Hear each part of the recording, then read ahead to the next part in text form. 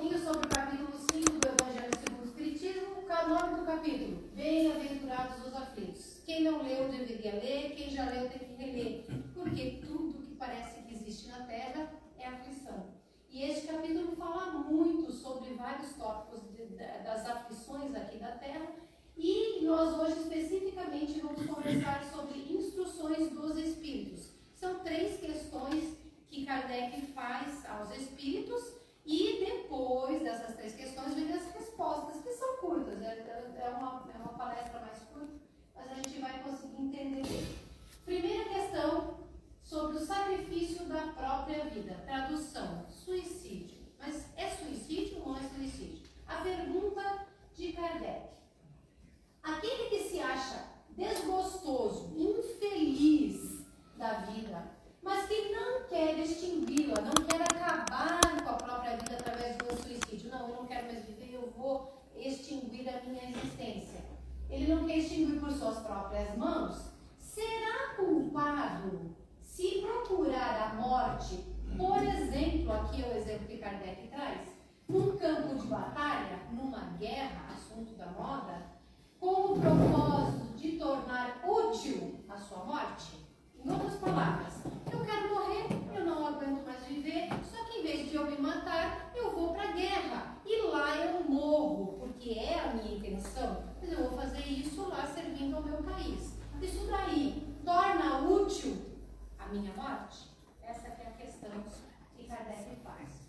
Só que acontece que os espíritos, eles são bons, mas eles não passam a mão na cabeça daquilo que tem erro. Se está errado, eles vão dizer: não é útil este ato. Por quê? Porque existe uma intenção. É um suicídio. Se não é um suicídio de fato, eu peguei uma arma e me matei, eu tomei um veneno, eu fiz o ato que acabou com a minha existência física, é um suicídio de intenção. Eu quero morrer e vou lá para este fim.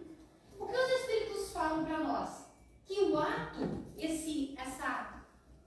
a aparente benevolência, eu quero ajudar o meu país, eu vou para a guerra, eu vou trabalhar na polícia, eu farei tal coisa que vai me causar a morte que eu desejo. Isto, na verdade, é uma desculpa que nós tentamos dar para a própria consciência. Porque a Deus, as leis naturais, ninguém engana. Então, se eu quero morrer e me exponho para este fim, eu estou cometendo um suicídio. E não é útil como deveria ser se a gente não tivesse a pretensão. Então, é só uma autodesculpa que não funciona de fato para nada na nossa existência espiritual. O que os espíritos falam para nós a respeito disso? Se aquela pessoa que está nessa situação quisesse realmente servir ao país, eu quero ser útil de verdade, ela não iria lá para morrer, ela iria lá para viver, para ajudar o seu país, para salvar os seus companheiros de fronteira, de trabalho nessa área da guerra, da luta ou da profissão. Cuidaria para defender o seu país. E neste meio de defender o país, muita gente desencarna. A gente sabe que existe desencarne. Só que não existe o quê? Intenção aqui. Existe a intenção da utilidade mesmo correndo o risco. Então, você ou qualquer pessoa que pense: eu vou fazer alguma coisa útil com a minha morte, eu quero morrer, mas eu vou tentar dar utilidade, o que vai pesar se é suicídio ou não é suicídio é a tua intenção de morrer ou não. Mesmo que haja um risco e você tenha consciência. Como você diz? Porque a próxima pergunta vai falar sobre isso. Só que, antes da próxima pergunta, qual é a questão que pesa além da intenção? O verdadeiro devotamento consiste em fazer o sacrifício da vida se for necessário. Ou seja, quero viver, corro o risco de morrer, não tenho intenção de me matar, mas sei que posso perecer, posso desencarnar. O devotamento é exatamente o fato de você tentar tornar útil a sua vida e não a sua morte. E aí, buscar na morte com premeditada intenção anula o mérito da ação. A questão é a seguinte: nós aqui temos decisões, tomamos decisões, fazemos coisas, atitudes, e tudo que nós fazemos deve voltar para nós. Por quê? Porque o bem e o mal retornam, porque a lei é de causa e efeito. Quando ele fala sobre buscar a morte com premeditação, a gente volta na palavra lá no começo, suicídio, se não de fato, de intenção, e anula o mérito. Portanto, a morte daquele que queria morrer é considerada inútil para o seu desenvolvimento, para a sua evolução. E aí a gente vem na outra questão de Kardec, que trata daquela pontuação que fiz há pouco. Se um homem se expõe, leia-se homem aqui, qualquer pessoa, se expõe a um perigo iminente para salvar a vida a um dos seus semelhantes, sabendo de antemão que sucumbirá, pode o seu ato ser considerado suicídio? Eu quero fazer um parênteses falando o seguinte para vocês: o suicídio está assim, é gravíssimo no mundo inteiro. No Brasil teve aumento também de suicídio. E isso significa que nós não estamos dando o valor necessário para a existência espiritual. A gente fala que acredita em Deus, eu estou falando genericamente dos que creem, mas não confiamos nele. A gente sabe que a vida continua, mas a gente tenta morrer. E nós sabemos, nós espíritos, que existe lei de causa e efeito, e mesmo assim nós procuramos um outro caminho. Não é um momento de fazer críticas ou julgamentos ou análises sobre o ato do suicídio, mas dizer que ele não é um ato correto, não é um ato bem visto espiritualmente, e ele não traz nenhuma paz, nenhuma felicidade. E aí, com relação a essa pergunta, o que quer dizer? Vou dar um exemplo. Nós estamos lá numa avenida, aqui na Anguera, por exemplo. E aí estamos caminhando ali por perto, por alguma razão, e vemos que uma criança corre no meio, na frente do carro ou na frente dos carros. E você vê que está vindo um caminhão em alta velocidade e você se joga para empurrar a criança. E você sabe que este ato vai te matar. A pergunta: é suicídio?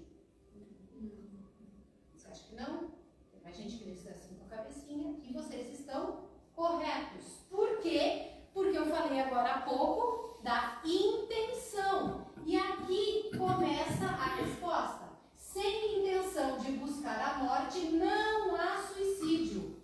Há devotamento e abnegação. Em outras palavras, desinteresse. Eu não tenho interesse em morrer. Eu estou abnegadamente, devotadamente, ofertando a minha própria existência para que alguém viva. Mesmo que eu saiba que com isso eu desencarnarei. E aí, essa certeza não vai modificar o fato de que não é suicídio. Por que não é suicídio? Porque eu não quero morrer. Eu apenas estou me expondo por um bem maior do que eu mesmo. Só que vejam que interessante. Kardec faz a pergunta e os espíritos no teor da resposta dizem: mas como é que você sabe? Porque como você tem certeza que você vai morrer? Não, porque eu estou vendo, o caminhão está perto de mim, é grande, eu não tenho espaço para correr, não tenho força para isso, não tenho agilidade, claro que eu vou morrer. Só que o que os espíritos, no caso aqui São Luís, dizem? Que Deus ou a providência divina pode levar ao limite extremo a prova da resignação. Ou seja, nós aceitamos o resultado, nós aceitamos a vontade de Deus, nós aceitamos o risco em prol daquele bem maior que nós estamos oferecendo a própria vida. Mas, se não for o nosso momento, se não for a vontade de Deus, se nós ainda tivermos coisas para fazer aqui que sejam relevantes e importantes, Deus pode fazer a qualquer momento isso e mudar tudo. Inesperadamente, Ele pode desviar o golpe fatal. Para a gente acreditar nisso, precisa ter o quê? Fé. Precisa confiar de verdade. Precisa confiar de verdade. Hoje, a questão da confiança é tão séria que ela está não só no meio do ser humano, mas no reino dos animais também.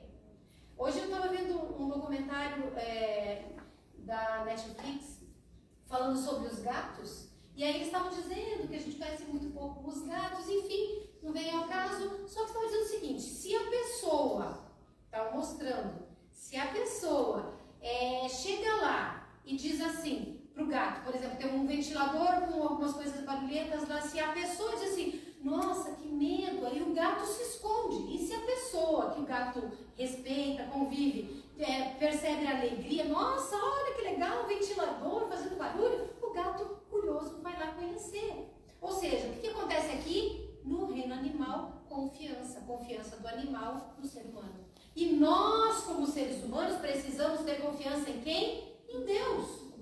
Por quê? Porque nós acreditamos em Deus.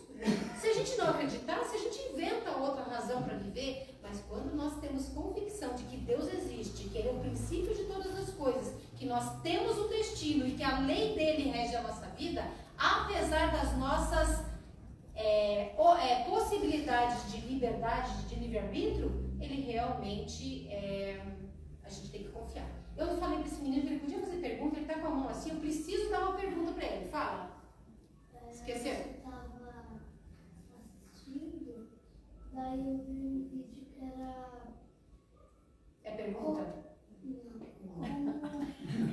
Não. Não convidamos pergunta?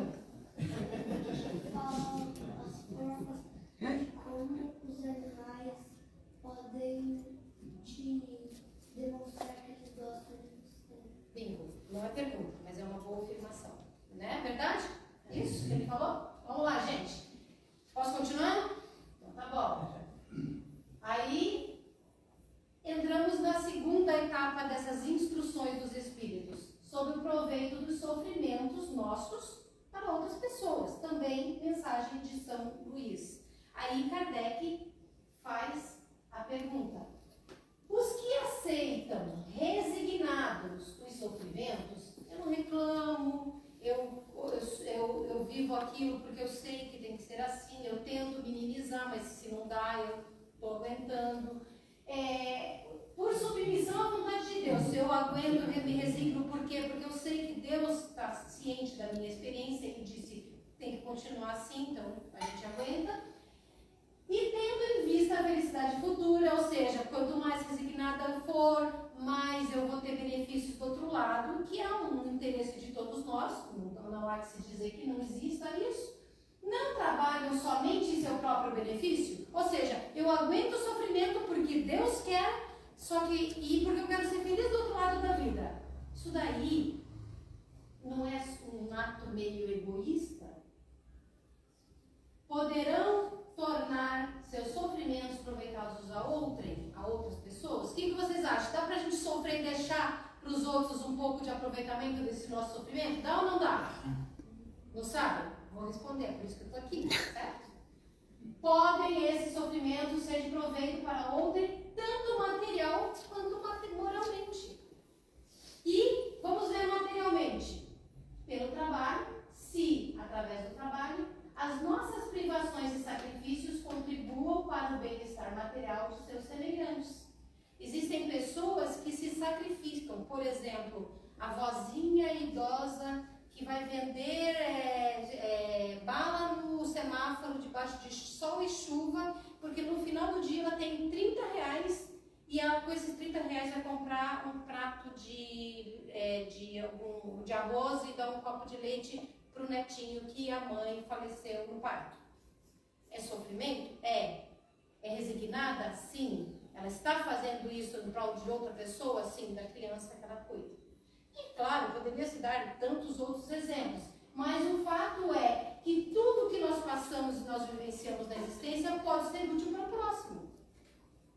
Pode ser útil, materialmente. Agora, se não der materialmente, acaba por aí? Não, não acaba. Porque nós podemos fazer isso também de forma moral. Moralmente,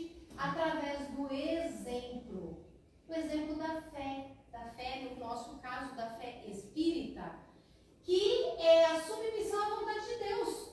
Quando a gente fala de fé, não é só de acreditar em Deus, mas de confiar nele, de se submeter à vontade dele. Tem pessoas que escutam isso e vão pensar, nossa, é um absurdo, eu sou dono da minha própria vida, eu é que tenho que lutar. E não tem nenhum problema pensar nesse sentido, porque realmente sou eu que tenho que lutar, eu que tenho que mudar minha vida, eu que tenho que me esforçar, eu tenho o direito de buscar coisas melhores para mim em todos os aspectos, mas, quando a gente fala de submissão, é no sentido de, naquilo que eu não posso mudar, naquilo que eu não consigo fazer, eu me submeto à vontade de Deus, porque se Ele me permite, eu faço, se Ele não me permite, eu aceito. E isso é fé. E nesse sentido, o exemplo pode induzir, estimular, chamar a atenção, atrair alguém que esteja em sofrimento para ele se resignar e salvar-se do desespero. Porque o exemplo é muito importante.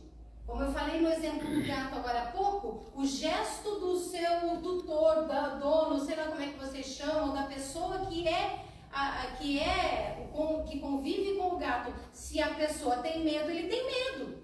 E se ele confia na pessoa e a pessoa está bem, está ok, ele fica bem, fica ok. Agora imagine só, se nós temos o exemplo da fé, do amor, da convicção de que Deus faz tudo certo, de que o dia de amanhã será melhor, que as coisas vão mudar, que será tudo mais feliz no futuro e que a gente sabe que o tempo passa rápido, logo acaba, que essa vida é um estileçar assim, de um barulhinho qualquer, que passou já essa vida perante a imortalidade. Se nós sabemos disso, o que acontece? Nós atraímos os sofredores e eles podem se salvar do desespero. E com isso eles podem evitar maiores sofrimentos para eles mesmos. Por quê? Porque a falta de resignação é uma falta de confiança em Deus, e isso também pesa para a alma. Então, São Luís, em 1860, trouxe essas mensagens no sentido de nos alertar com as instruções dos Espíritos e completar o raciocínio do capítulo 5, que é Bem-aventurados os aflitos. O fato é que desta noite nós precisamos sair daqui lembrando que a nossa fé tem que ser ativa, que os nossos exemplos têm que servir a todas as pessoas que convivem conosco, porque somos espíritas, porque somos cristãos e porque temos uma bagagem de conhecimento que muita gente de repente não tem, ou que não compreendeu ainda. Se ela não compreende com alguém falando, como por exemplo falo com vocês agora, ela vai compreender através dos exemplos. Aprendi aqui no João Batista com o Macário. As palavras convencem, mas os exemplos arrastam. E o suicídio não acontece só de forma direta, de forma indireta também, de forma intencional também. Então, vamos dar valor à própria vida, mas não a ponto de não nos sacrificarmos se for necessário, mas a ponto de fazermos da nossa vida útil até o momento em que Deus acredite que tenhamos que permanecer aqui. Esse capítulo Bem-aventurados os aflitos, ele é muito importante dentro da obra O Evangelho segundo o Espiritismo. Convido vocês à leitura, ao estudo, para que nós possamos renovar a nossa fé, renovar e aumentar a nossa esperança. O mundo está difícil, a gente sabe que está, mas é difícil ou é desafiador? É mais desafiador. E nós temos força, porque nós temos conhecimento para vencer tudo que está acontecendo conosco e fora do nosso mundo íntimo, para que a gente possa elevar os pensamentos e jogar energia boa para o planeta, para a humanidade e para fora de nós. Porque se somar todas essas energias aqui, o conhecimento, a boa vontade, a vontade de melhorar tudo, se nós jogarmos isso aqui, quem tem olhos de ver, olhos mediunicamente falando, abertos, e veja que tem uma energia boa. E tem muita casa espírita, muita casa de outras religiões que estão vibrando, e a gente não pode esmorecer. Então, podemos ser aflitos, mas aflitos com fé e confiantes e resignados. Dessa forma, eu me encerro nessa noite com vocês. Daqui a pouco vocês terão os passes. E eu encerro com a nossa prece final, pedindo a Deus que tire das nossas aflições aquilo que for possível, mas que nos fortaleça para enfrentar as aflições que nós necessitamos passar. Sobretudo, peço a Deus, em nome de cada um de nós que estamos aqui, encarnados e desencarnados, nós, em suma, pedimos a Deus que ajude, que a nossa humanidade descubra o amor, descubra a paz e descubra mais que o seu exemplo individual soma nessa coletividade. Então, que nós sejamos responsáveis para que as aflições na Terra se encerrem com um planeta de expiações que muda definitivamente para um mundo de regeneração. Que Deus abençoe a cada um de vocês, que quem estiver nos seus pensamentos, nos seus corações, ou passar no seu caminho, possa receber também toda a luz e todo o amor que nós recebemos nesta noite. Que assim seja, graças a Deus e graças a Jesus. Agora nós vamos iniciar os passes.